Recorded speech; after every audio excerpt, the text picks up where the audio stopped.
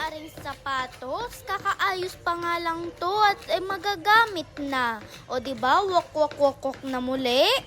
Pero pinipilit lang naman niya mag-exercise kahit siya'y tamad na tamad. Mag-walk.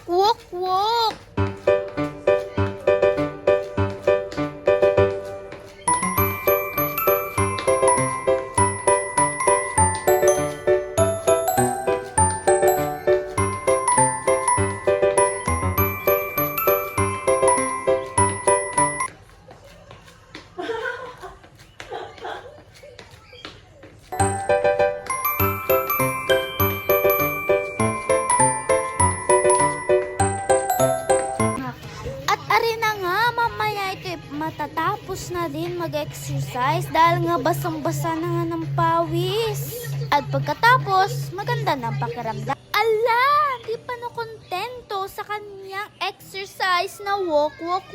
Kaya naman siya ay gumawa ng kanyang sariling exercise na robot.